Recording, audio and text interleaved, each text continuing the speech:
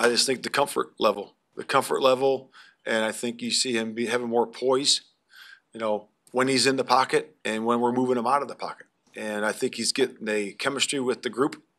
Overall, you can see great chemistry with, DJ, and Cole and Mooney and the rest of the guys that are catching, for us. And you can see that in practice.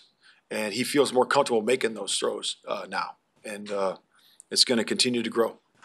It has been a busy week for the Bears. Last Sunday, they blew that 28-7 lead to lose to the Broncos, only for the Bears to come back and win their very first game of the season in almost a year, really, to Washington on Thursday. However, the win came just hours after the news that franchise icon Dick Butkus had passed away at the age of 80. Joining us now is Kevin Powell from WGN Radio and host of the WGN Radio Football Podcast.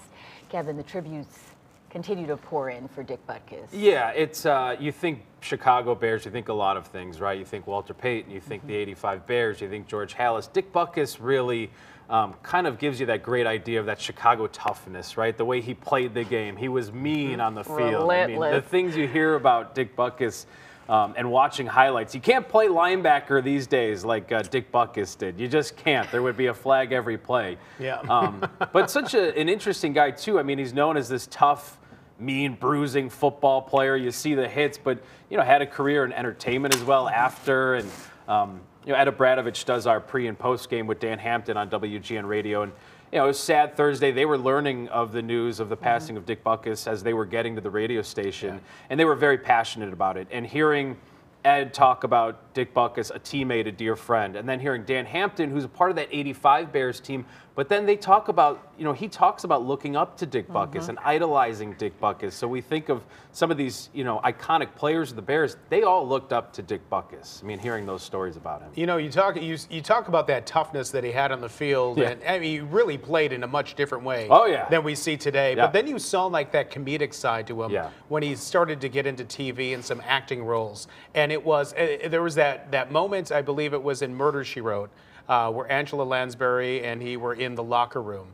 And it is absolutely hilarious. His timing, not only on the field but on screen, was great. And some of those iconic Miller Lite commercials. I know a lot of people are sharing those and passing those around on social media, but he did, to your point, Sean. I mean, he had a whole nother career after football and did some broadcasting work too on WGN Radio as well in the booth calling games too. So very sad news, and thankfully, they got a win Thursday. Because things finally started to click on Thursday with the Commanders. They did, and really, even with Denver. I mean, Justin Fields did look comfortable. We heard Matt Eberflus talking about that. You wish it didn't take a month for them to kind of start rolling a little bit. It helped that Denver doesn't have a great defense. I thought the offensive line had its best game of the season by far against Washington. I mean, look at the time Justin Fields had to throw. We don't see that. Justin Fields is a guy who's had to scramble and move in the pocket a lot in his time in Chicago, and the offensive line had a really great game. And I think over the past two games, Justin Fields, this is giving you some hope, right? So I don't know what their win total is going to be at the end of the year. But at the end of this season, you want to know if Justin Fields is that guy moving forward. And over the past 2 weeks, you feel pretty good. And he's got a superstar to throw the ball to in DJ Moore. I mean, what a show he put on in Washington. 3 touchdowns, 230 yards, setting career highs in both. And Fields has become the first Bears quarterback since 2009 to throw 4 touchdowns in back-to-back games. Last guy to do that was Jay Cutler. So a lot of good things in that. Jay Cutler. We remember that name. Chase Claypool. Gone. So a lot of Bears stuff to get to. The Chase Claypool run in Chicago has come to an end, a brief run. This is the first big miss of Ryan Poles' time in Chicago, the general manager. Chase Claypool, Pittsburgh Steelers were done with him last year. They took a shot on him. And at the time, I was okay with the move because they didn't have a lot of pieces around Justin Fields. And Chase Claypool has a lot of talent. He does. He's a big receiver. And they were like, okay, let's take a shot on this guy. Didn't work in Pittsburgh. Let's bring him to Chicago. Let's add some pieces around Justin Fields. Didn't work out. And Fields talked about the emotion that Claypool shows, and we've seen it on the sidelines. We also don't know what exactly is going on behind closed doors at Halas Hall. They were really quiet about him leaving, right? It was just kind of like, see you later, thanks for your time.